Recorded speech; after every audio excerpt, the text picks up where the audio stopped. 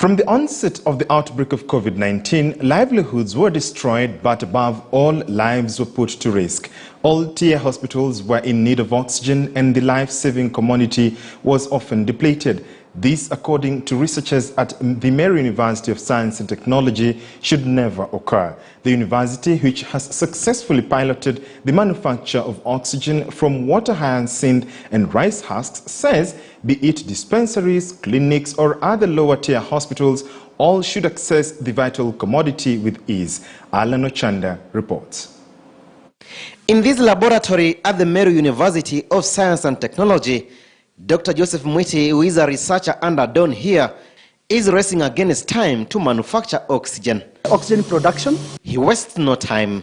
After a brief acclimatization, he gradually takes us through from step one. And you remain with oxygen.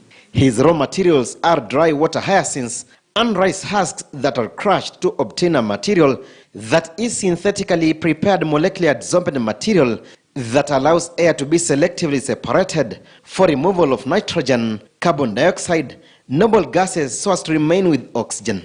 Once we process them, we are able to obtain a material which is a synthetically prepared molecular adsorbent.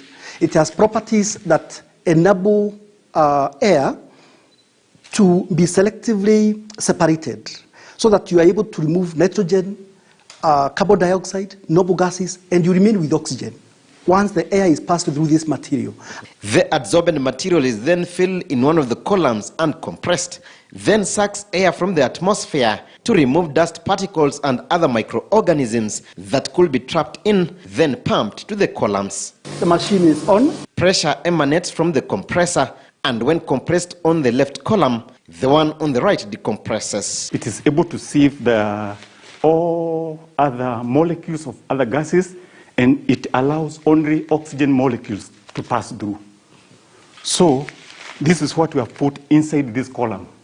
Is it compact or it's compressed. It's compressed. We have compressed with this nut. It's really compressed. It's full. It's full. It's up to this point. It's full. And we have put in this column and this one. Technically, we call this one column A and column B. When column A is pressurized, column B is depressurized. And when it depressurized, it is to expel the molecules of other gases. And these molecules for other gases like nitrogen, hydrogen, carbon dioxide, argon, come out from this point. According to the researchers, an average COVID-19 patient requires 15 liters of oxygen per minute, and this facility's outlets each produces 80 liters per minute, meaning it can cater for 4 patients. As complicated as it appears, Dr. Mwiti simplifies the process, and the final product is liquefied oxygen that is collected, but its purity must be put to test. Like right now here, we would find, if I just switch on the machine, you find that it's indicating 21%. That tells you that the purity of oxygen in the air at the moment where we are is 21%. The collected oxygen is stored in these 2 bottle-like reservoirs in liquid form, as patients cannot be administered with it in gaseous form. What we get from the other side is called dry oxygen.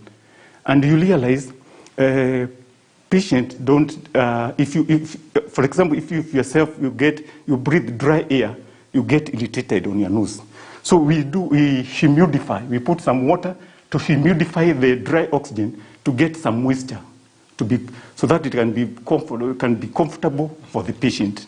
Hospitals have been starved of this vital commodity, leading to high mortality rates, especially in low-tier hospitals that are domiciled in the rural areas, which, according to the researchers, is avoidable, but only if goodwill is there. Alan Ochanda, KTN News. Thank you, Ochanda, for that. Indeed, necessity is the mother of invention. The National Hospital Insurance Fund and private hospitals have